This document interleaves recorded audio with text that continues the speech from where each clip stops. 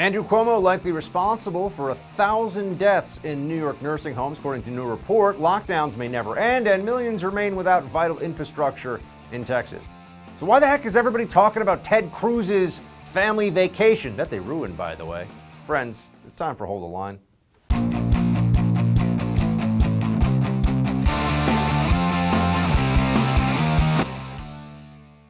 Ted Cruz, that's got to go, hey, hey, ho, ho. Ted Cruz, that's got to go, hey, hey, ho, ho. Ted Cruz has got to go, hey, hey, ho, ho. Ted Cruz has got to go. Ted Cruz tried to go on vacation with his family, and these lunatics are now outside his home in Texas bothering him. Welcome to Hold the Line. I'm Buck Sexton. Look, they can try to make this as big a deal as they want. They can do all this stuff. They can have protesters and losers galore gathered together to act like Cancun Gate is going to become a thing. But we all need to take a deep breath here, all right? We all need to just sit back, relax. Ted Cruz broke no rule, broke no ethical guideline. The guy didn't want to be in Texas while the place was freezing cold. And so he went with his wife and kids to Cancun, which is just, 2-3 hours or something on the plane from where he is, maybe even less, to go check out some warmer places. I mean, they are freaking out about this, and there are reasons for it. And that's what we're going to talk to you about now. But first, I'm going to say, Cruz made a mistake here. And I don't even think the mistake was going to Cancun, because if he had just stayed there for the weekend and come back, no big deal. The mistake is that he apologized. He should know better. You don't bend the knee to the woke, angry lib mob. But he did do that. Look, it was obviously a mistake, and in hindsight, I wouldn't have done it. I was trying to be a dad, and all of us have made decisions. When you've got two girls who have been cold for two days and haven't had heater power, and they're saying, hey, look, we don't have school. Why don't we go? Let's get out of here. I think there are a lot of parents that'd be like, all right, if I can do this, great. That's what I wanted to do. What's the problem? There's no problem. I see all these conservatives are upset at him. Oh, he's not the governor of Texas. He's not the mayor of Houston. He's not in the state assembly. He doesn't run the power grid. He's not in charge. He's got to sit there. I'm here in New York City. We had COVID worse than anybody else. And if all the rich lockdown journos at MSNBC and CNN and everybody who could, all the New York Times reporters, everybody who could work remotely, they went to Florida, to the Hamptons. They got out of here. Well, people were dying in large numbers in New York. Well, a lot of us were scared of COVID. Oh, well, fleeing COVID was no big deal. I don't understand what, it's a bad situation in Texas. Ted Cruz didn't make it any worse. And I'm not some huge Ted Cruz super fan or anything either. I just feel like this is madness. Probably because of the media overreaching and acting like the unhinged jackals that they are. Here's a sampling of that. Flying Ted Cruz. He's been totally shamed, exposed for going full Trump. Ted Cruz did what any great leader would do when his state needs leadership most. He booked a flight to Mexico and said, adios, amigos. I have to say, it's worse than Chris Christie on the beach. It's worse than Pelosi at the hairdresser. It's worse than Newsom at French Laundry. I think that the glaring failure showed by Cruz is he really doesn't care about the people that he is representing in the Senate. Can I just go back? I don't know who that bald clown was on that CNN show. Smirkanish. There you go. Thank you, control room. I don't know. I don't know this guy's work. Not familiar with it. Who cares? Point is, everything he said is wrong, by the way.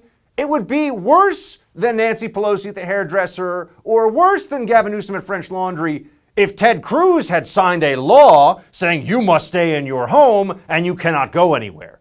No, that would be really bad. Then I'd be here. I'd be, telling people, yeah, go protest outside his house like lunatics. He just didn't want to stick around while it was freezing in Texas, so he took his family away for the weekend. People have been doing this all across the pandemic. Virus numbers go up, they leave town. Is this a free country or not? Although that's increasingly a question that doesn't have an obvious answer. But it is absolutely not worse than those other things. Chris Christie, yeah, that's right, Chris Christie, he shut down the beach and then he went to the beach. That is hypocritical. That is gross. Ted Cruz didn't tell anybody else they couldn't go to Cancun. He didn't tell them they couldn't, pack up the car and drive to some other place. I mean, it's not the same thing as all, but they're trying to make it the same thing. You know why? Because they hate Ted Cruz. Because they think that maybe Trump's not going to run again, but they think Ted Cruz will, and he terrifies them because Ted is disciplined and smart. And while, yeah, he's not the guy that you necessarily want to be sharing margaritas with on the beach more than anybody else, he'd probably get it done for conservatism, and they know that. And that's why they're making this whole thing. But there's an even bigger reason that they're exaggerating and they're making such a huge stink about all this. And it's because they'd rather talk about Ted Cruz Gate or whatever stupid name that some of them are going to give this if they haven't already, than a real political scandal where people lost their lives, where there is a cover-up, where there are a lot of deaths, where there is despair, and it's all because of one idiot bully who happens to be a Democrat. And that is, of course, what's going on here in New York with the nursing home catastrophe, courtesy of none other than Governor Andrew Cuomo. There's a new study out from the Empire Center that shows that Cuomo potentially killed 1,000 people. Here's the quote: "The admission of coronavirus positive patients into New York nursing homes under March 25th guidance from the New York State Department of Health was associated with a statistically significant increase in resident deaths.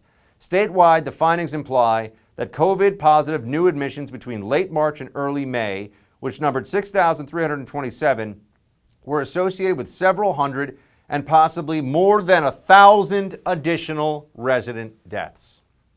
It's just a question of looking at the data, looking at the order he gave, and then coming to the obvious conclusions. So not only did he give that order, but he covered up the order, he bullied people who tried to expose what had happened, and in doing so, perpetuated bad policy that could have led to even more lives lost from all of this. Look, credit where it's due. I always say that, and I mean it. Even AOC is saying there needs to be an investigation of Governor Cuomo. "I support our state's return to co-equal governance, yada, yada. Thousands of vulnerable New Yorkers lost their lives in nursing homes throughout the pandemic. Their loved ones and the public deserve answers and transparency from their elected leadership, and the Secretary of the Governor's remarks warrant a full investigation." Yes, they actually, what she is saying is true. There should be a full investigation. Do I think there will be? No. Do I think there'll be accountability? Absolutely not. But do I also know the media would much rather talk to you about Ted Cruz than any of this? This is a great shiny object they can distract you with. Oh, look at Ted Cruz going to Cancun. Who cares?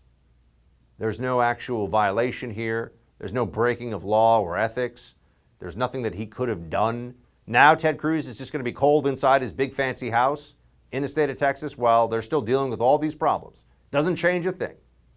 But the media got their moment to get us distracted from a story this week that broke and is really starting to hurt the brand of one of their preferred, perhaps future presidential candidates with Governor Andrew Cuomo. And this nursing home scandal is not going away. As much as they're going to try to limit our attention spans when it comes to this, it's there, and we're going to follow up on it. With the stroke of a pen, President Biden just made it more difficult for ICE officers, Immigration and Customs Enforcement, to arrest illegal aliens. We got more on this latest policy shift with Center for Immigration Studies Art Arthur when we come back. You never thought COVID-19 could cost you your home, right? Well, it just might, because cybercrime is up 75%. And by far the most serious cybercrime to worry about is home title theft. That's right, cybercriminals, foreign and domestic, are now after our homes, and it's a lot easier than you'd think. The title documents to our homes are online now. The thief finds your home's title and forges your signature on a quitclaim deed stating you sold your home to him. Then he takes out loans on your home and leaves you in debt. You won't know until late payment or eviction notices arrive. Insurance doesn't cover you, and neither do common identity theft programs. That's why I protect my home with Home Title Lock. The instant Home Title Lock detects someone tampering with my home's title, they will help shut it down. Go to HometitleLock.com and register your address to see if you're already a victim, then use code RADIO to receive 30 free days of protection. That's code RADIO at HometitleLock.com. Again, HometitleLock.com.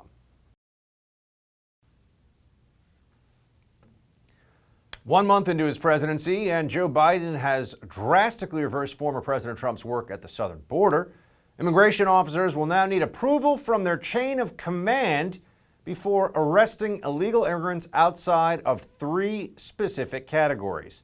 And the new temporary guidelines issued by Immigration and Customs Enforcement, these ICE officers must now focus only on undocumented immigrants that pose a threat to national security, have committed aggravated felonies, or have crossed the border since November 1st, essentially giving the green light to everyone else who's in the country illegally. Let's bring in Art Arthur, resident fellow in law and policy at the Center for Immigration Studies. Art, good to see you. Thank you for having me. Let's start with this. What's the most recent change in policy when it comes to enforcement, and what does it mean? Well, a new policy about enforcement was issued yesterday, and it's actually rather drastic. As you noted, it limits the aliens, even removable aliens, that ICE is allowed to arrest in the United States to 3 specific categories: individuals who pose a danger to the national security, aliens who entered the United States on or after November 1, 2020, and aliens who have been convicted of aggravated felonies. But I would note, Buck, that even with respect to those aliens who have been convicted of aggravated felonies, not even all of them are to be arrested, because ICE agents have to take into consideration things like their own personal circumstances, their family circumstances, their health, and the recency of their conviction. Keep in mind that under the Immigration and Nationality Act, all aliens who have been convicted of aggravated felonies are supposed to be removed from the United States. In addition, the INA says that a lot of other criminal aliens are supposed to be removed from the United States as well, but the new policy doesn't cover those individuals at all. We actually have the new ICE Immigration and Customs Enforcement memo, and it says the civil immigration enforcement and removal decisions include but are not limited to decide whether to issue a detainer or whether to assume custody of a non-citizen subject to a previously issued detainer, whether to issue, reissue, or cancel a notice to appear, deciding whether to stop, question, or arrest a non-citizen for an administrative violation. I mean, it sounds kind of like they're just looking to use a very broad view of prosecutorial discretion at the executive to nullify a whole lot of laws. That's exactly it. We saw this back in 2011 under President Obama, and then again in November 2014 under President Obama. What these administrations have done is to attempt to limit the number of aliens who are actually removed from the United States by claiming that they have to prioritize their resources. One thing to keep in mind is back in 2011, ICE Director John Morton said ICE had only had the resources to remove about 400,000 aliens a year. We haven't removed 200,000 aliens a year in almost 6 years. So, claiming that this is based upon priorities is just ridiculous. It's simply an excuse. This is just an effort to limit the number of aliens who are in the United States and who are removed, so that when President Biden, pushes his amnesty bill past the finish line, as many people are going to be eligible for it as possible. And that includes a number of criminal aliens. Where do we stand right now with that amnesty bill that you mentioned? The Biden administration is already talking about it a lot. I've seen that there's supposed to be an 8-year path to citizenship, assuming, and I know that there'll be changes made to it in the Congress and that it's not finalized yet, but assuming that it goes through roughly along the lines that Joe Biden and the Democrat-controlled Congress hope that it will so far, what does an 8-year to citizenship, 8-year pathway to citizenship look like for illegal immigrants? And also, I would note, I'm seeing now they want to change the official language in the federal code so that they're now just referred to as non-citizens. Yeah, non-citizens, aliens, it's, all just semantics. In fact, it really doesn't even work that well in the law. Alien's been the term that we've used since 1798 to describe people who aren't citizens in the United States. And I really think that that's just a distraction, something for us to talk about while we ignore the massive amnesty in that bill. That bill would amnesty every alien illegally present in the United States, save just a handful. It would more than double legal immigration going forward. It would actually require that aliens that were deported under the Trump administration be allowed to return to the United States so that they can take advantage of the amnesty. It would negate worksite enforcement, which was the trade-off for the 1986 amnesty, and it would require the government to provide attorneys to a whole lot of aliens who are in removal proceedings. So this is a massive giveaway bill to illegal aliens in the United States that contains no enforcement whatsoever. Art, there's a whole list of things you went through there, but one that stuck out to me was the return of aliens. 'Cause I read this in a news story, and it just seemed like, how could this be possible?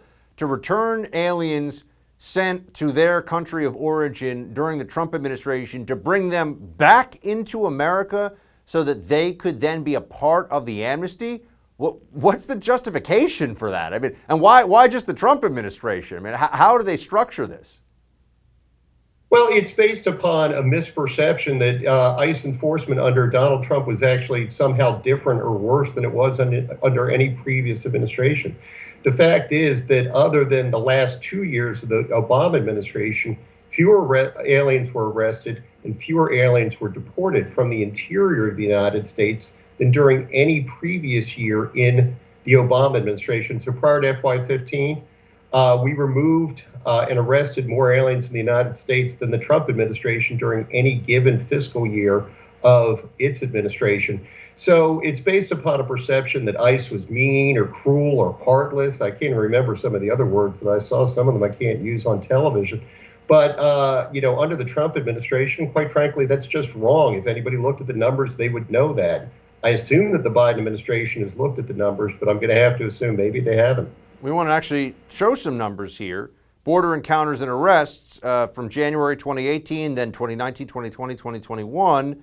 The numbers have ticked up quite a bit from 2020, 2021. Now, there was obviously the pandemic year, so we would expect the numbers to be somewhat different. What do you see in this, given the 2018 to 2021 uptick and downtick? I see real trouble for the upcoming spring and summer, because January is traditionally the time that aliens don't make the trip to the United States. So they're making the trip to the United States for a reason, and that reason is that they expect that they're going to be allowed to have amnesty if they just make it to the United States. Biden's rhetoric has encouraged people to enter the United States illegally. They're probably right. I mean, I know that officially they might not, but they will be able to stay, actually, if they get here. If I were a betting man, I'd say if you got here right now with the Biden administration, chances are you're probably going to be able to stay. But we got to leave it there for now, Art. We're going to have a lot to talk about as this continues to unfold. We appreciate you joining us. Thank you for having me, Bob. Power outages and vital infrastructure failures continue to plague residents of Texas. We've got talk show host Ben Ferguson on the ground down in Houston. He's going to join us next. These days, being prepared for the unknown is more important than ever. I'm sure you've noticed the world we live in is anything but predictable, and we can all benefit from something reliable right about now. What could be more reliable than real gold and silver? I'm talking about real gold and silver you can actually hold right in your hands. Call the Oxford Gold Group right now and learn how easy it is to get real gold and silver sent securely directly to your home, or how you can have real gold and silver placed in your IRA or 401k. Just call the Oxford Gold Group at 833-600-GOLD and ask for your free guide on owning gold and silver. Again, call the Oxford Gold Group right now at 833-600-GOLD. The Oxford Gold Group is the only gold company I trust. Don't wait to see what happens with inflation. Don't wait to see if the economy takes a turn for the worse. Take action today to protect your wealth. Get real gold and silver. That's what I do. 833-600-GOLD. One more time, that's the Oxford Gold Group at 833-600-GOLD. The situation in Texas continues to deteriorate as millions remain without power, heat, or running water. Temperatures are still freezing and dozens have already died across the state. This may go down in history as one of the worst infrastructure failures in the United States. Now, the left will never miss an opportunity, of course, to turn a disaster into some kind of a political win. They are already pointing fingers at the Republican leadership of that state while covering up how much of this could be traced back to the failure of green wind turbine energy that powers over 10% of Texas. To help shed light on what the situation is really like on the ground, I'm joined by the host of the Ben Ferguson Show. It's a podcast you can all check out. Ben Ferguson, who is down there in Houston, in Texas, dealing with all this right now. Ben, good to see you. It looks like you're safe and warm for now, so that's good. I've done the polar challenge by doing the wash your hair in a pool at 30 degrees outside, so we can add that to the list of unique things that have happened in 2021 already after we thought it was going to get better than 2020, right? So what is the reason that this, or the reasons that this deep freeze hasn't yet, that you haven't gotten out of this, essentially? Why is this continuing on? And some are saying in some ways it's getting worse. It's getting worse. And there's three different aspects of this, and so I'll try to break it down. One of this is like a 100-year storm. This has not happened in my lifetime. The majority of people where I am in Houston tonight have never seen this type of experience where you have these below freezing temperatures for virtually an entire week. So you got to throw that in there as an X factor.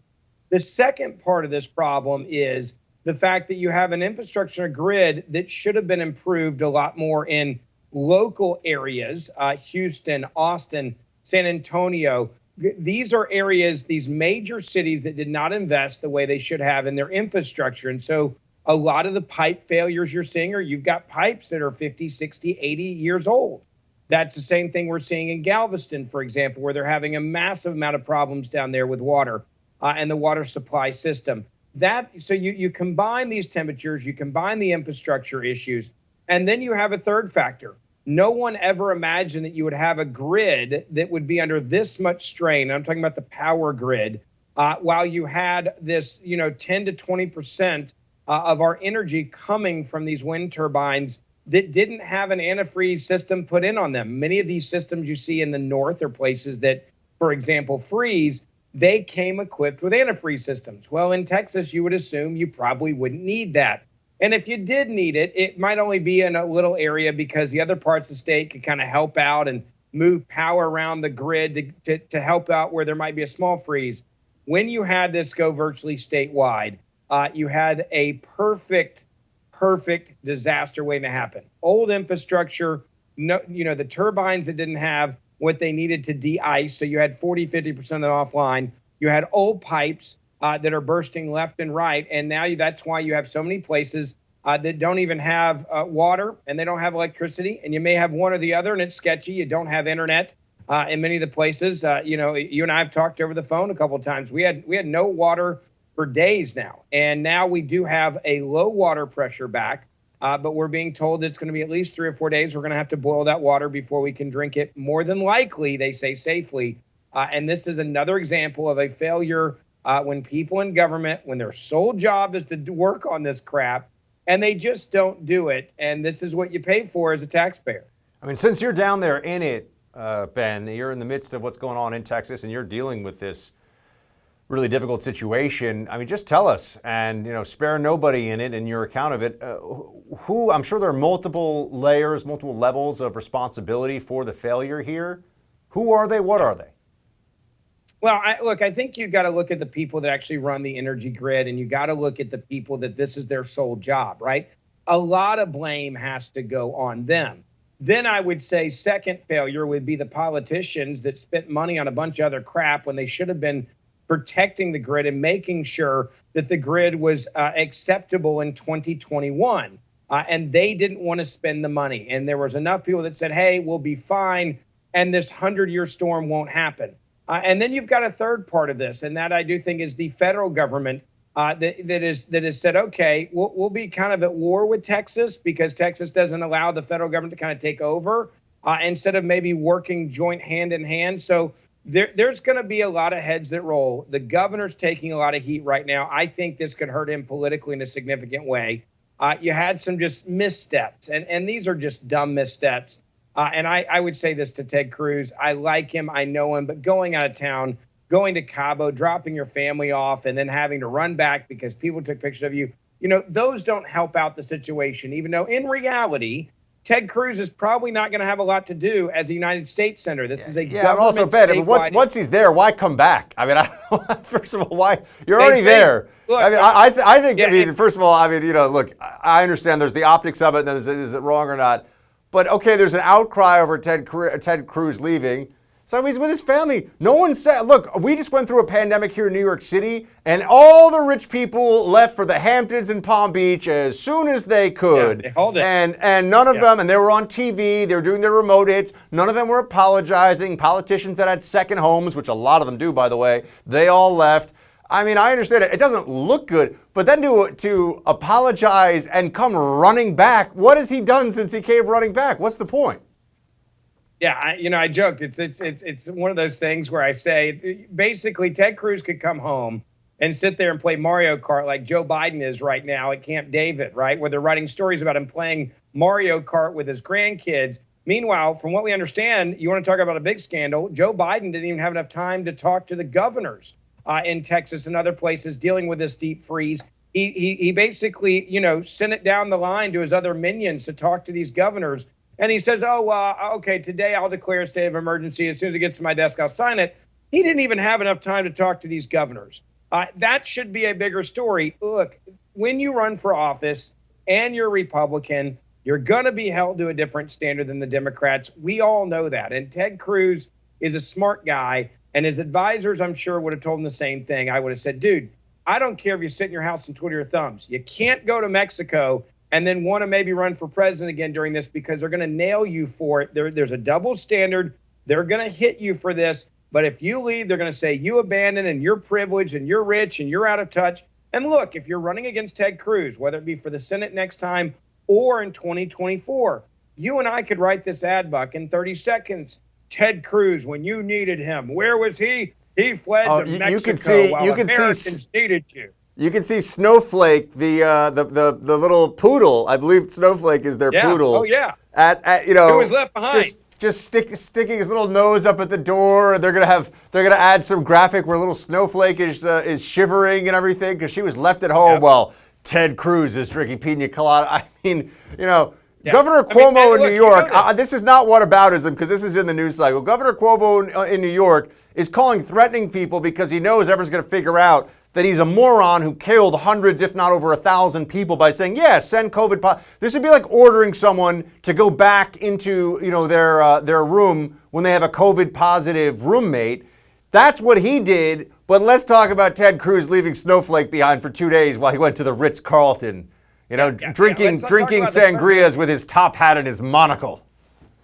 Yeah, and let's not talk about the fact the actual president of the United States of America didn't even have enough time to put down the controller from playing Mario Kart to answer the phone calls of multiple governors who are asking for federal aid, bottled water, and basic necessities. We've already run out of bottled water at multiple locations in about a 6-hour span today because people are desperate. We're talking about millions of bottles of water. FEMA's supposed to be sending more, but the same media that if you're going to hit Ted Cruz for leaving and going away for a few days, obviously he came back, then how do you not hit the president of the United States of America for going to bed early, as they put it in another article on CNN? He goes to bed earlier and he has fires in the fireplace in the Oval Office, and he plays at Camp David Mario Kart. He chose Luigi. How do you not ask questions of these guys? It's the double standard. But again, you're a Republican leader. You're always going to be held to a different standard. So you better be ready to stay home when hits the fan.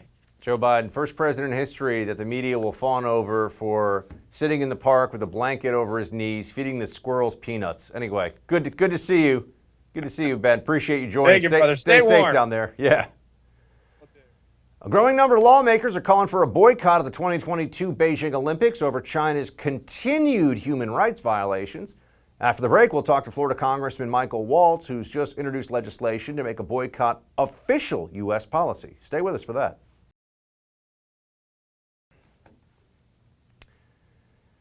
If Joe Biden's not going to hold China accountable, someone's going to try. Florida Congressman Mike Waltz introduced a House resolution earlier this week calling on the U.S. to boycott the 2022 Winter Olympics in Beijing.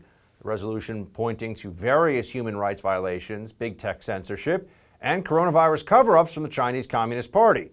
So are other people going to join in on the boycott? How far is this going to go? Congressman Waltz joins us now to discuss.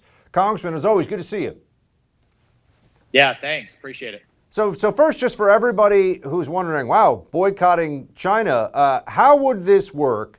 Let's just assume that you had enough support to get this to where you want it to be. What would happen? Well, first, I want to be clear. What we've asked the International Olympic Committee to do is actually move the Olympics, to rebid the games and get them out of Beijing.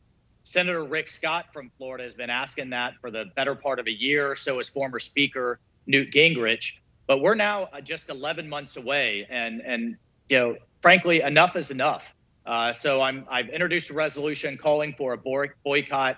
As you mentioned, we just cannot reward the regime in Beijing, the Chinese Communist Party, for the virus that they have unleashed on the world. 2 million dead and counting, absolute cover-up, arrested journalists, arrested doctors that were trying to sound the alarm, still haven't handed the WHO the relevant data. And on top of that, the genocide that's going on in Western China with the Uigurs, literally video coming out of them on their knees, being loaded onto rail cars, slave labor, mass internment, a forced rape, a mass rape campaign and forced sterilization. It's just gross and disgusting.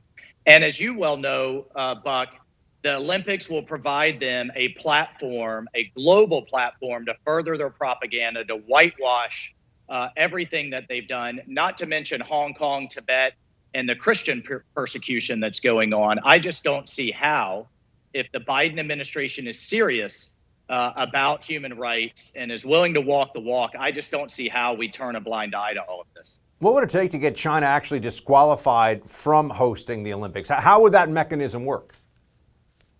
Well, it would take the IOC to step up and to grow a spine and to live up to its own ethics rules and its own rules in terms of what disqualifies an Olympic host. They certainly wouldn't put the Olympics in Rwanda in the wake of the massacre of the Tutsis. They wouldn't have put it in Bosnia in the wake of Srebrenica. And the other piece is we have to look at what these regimes often do in the wake of the legitimacy that is provided to them with the Olympics. We all know what happened after the 1936 games with Germany. A lot of folks don't realize that Putin invaded Crimea and invaded Ukraine in just months following the Sochi games. So my fear is, what does the CCP, what does Chairman Xi plan to do next in the wake of the Winter Games? And of course, I think we are all concerned about Taiwan. This is what the Biden administration seems to be taking as its approach. This was a recent town hall where President Biden said the following about China. If you know anything about Chinese history, it has always been the time when China has been victimized by the outer world is when they haven't been unified at home. The central principle of Xi Jinping is that there must be a united, tightly controlled China. And he uses his rationale for the things he does based on that. I'm not going to speak out against what he's doing in Hong Kong, what he's doing with the Uigurs in western mountains of China, and Taiwan trying to end the one China policy by making it forceful. I said, and by the way, he said he gets it. Culturally, there are different norms. Different cultural norms. You know, as you mentioned, the extermination of the Uigurs, mass enslavement, rape and torture. And Joe Biden's here telling us that it's just a different cultural approach, and he's not going to call them out. What do you think of that? Well, that kind of moral equivalency is frankly, disgusting. And don't just take it from me. 180 human rights organizations have called for the Olympics to be moved. And now I'm calling for the next step, which is a boycott. The other piece, Buck, I don't want to leave you without calling out and talking about corporate America that seems to think social justice, I guess, only applies in the United States and not the rest of the world. Who's NBC, Nike, Apple, and so many others who stand to make billions off of these games and will infuse billions into Beijing. Meanwhile, an Australian think tank just released a report that showed that 80 international brands are directly benefiting from the slave labor coming out of Western China. Again, we all need to step up and call this out, and we cannot reward Beijing for all that it's done to the world. It does seem there's an amazing double standard here where you have corporate America, some of the biggest, most well-known companies in America, all making public statements in support of Black Lives Matter in 2020 during the various protests and riots across the country, because they say it's a justice issue. But it seems, Congressman, like those same companies put access to the Chinese market ahead of freedom for Hong Kong, security and safety for the Uigurs, free speech, any number of these issues. Well, that's right. And look, I mean, I'm a free market capitalist and proudly all day long, but not when it comes at the expense of national security or human rights abuses that are just this terrible. You know, I mean, and I'd challenge those companies. Would they have invested in the Soviet Union in the height of the Cold War, right? But the difference here is they're making so much money. I keep telling them, you know, if you want access to a billion-person market, look at India next door, the world's largest democracy, and they are not looking to replace the American dream with the China dream, as President Xi keeps saying in speech after speech after speech. So there's the other element of actually supporting and making money off of America's, I think, greatest adversary that we've ever faced. Now, I also want to ask you, just switching gears for a moment here, about the continued deployment. I mean, you were formerly in the United States Special Forces. There's the deployment right now of National Guard continuing in our nation's capital. What is that all about? Well, I don't know. I keep asking. I've asked the Secretary of the Army, the Assistant Secretary for Homeland Defense in a hearing, and others, and I can't get a straight answer on what is the threat that is so large and so dire that it requires more troops in our capital than we have in Iraq and Afghanistan combined, right? And these aren't just everyday troops. They're National Guard, which means, and I'm still serving as a colonel in the Guard, they've been pulled out of their businesses, out of their jobs, out of their civilian careers, away from their families. They've been mobilized many times last year for social unrest, natural disasters, COVID, and they still are on the hook for overseas deployments. So we need answers, and it's not fair to them to have this open-ended deployment when they themselves, because I ask a lot of them, don't understand what the threat is that is keeping them there in such large numbers for so long. So we'll keep pounding away on it, Buck, but to this point, I don't have a clear answer. Congressman Waltz, good to see you. Thanks for shedding some light on all this. All right. Thanks so much, man. After the break, those stories we still have to get to. Quick hits up next.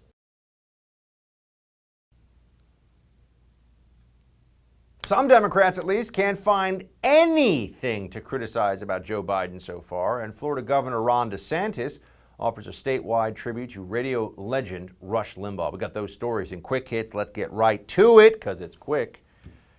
James Carville, the Ragin' Cajun, as I think he was formerly known, here he is on his assessment of Joe Biden today, which I think is representative of how certainly all the journalists in America view it. Play it. Honestly, I would do any. I would love to be sort of mildly critical of something the new president's done. I really can't think of anything so far. I think his town hall was just right on the money. I thought he had the right attitude about it. He seems to be handling things, and it's very early, and I'm sure it's a bit of a honeymoon, and we'll have plenty to complain about later. But as of right now, I think he's doing extraordinarily well, and his demeanor and his policies and everything that he's done so far. But this is not going to last. But right now, I'm 100%, and I think a lot of people feel that way. He's doing a remarkably good job so far. Pitching a perfect game, a shutout, if you will.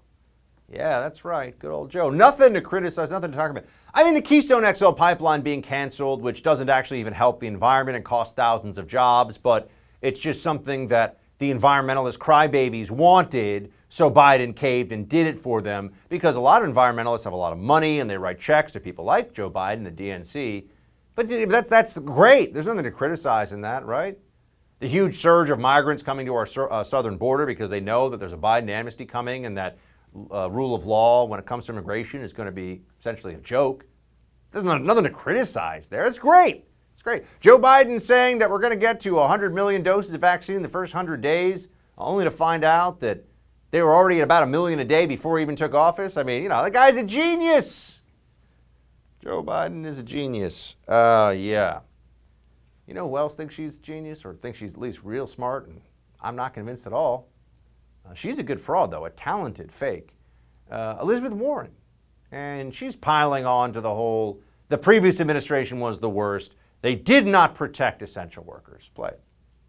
For nearly a year, the federal government has treated these workers as disposable. These essential workers are disproportionately Black and brown. More than 5 million essential workers don't have legal documentation, and many are hardly making enough money to get by. The failure, in fact, the outright refusal of the past administration to protect essential workers during this pandemic has been truly shameful, and that's going to change. How? And what is she even talking about? Doesn't make it clear, right? Just a lot of emotion, not a lot of thinking. That's really a hallmark of Elizabeth Warren. That's what you tend to get with her. It all kind of just sounds really serious and you know, thoughtful. And then you listen to what she's saying and you go, hold on a second, what was that all about? Oh boy. Anyway, on to something worth talking about. Governor Ron DeSantis of Florida has put flags at half-staff for the great Rush Limbaugh. That's right, flags to be flown at half-staff in the state of Florida. This also, I think, should be done nationwide. The Biden administration should, but of course they will not.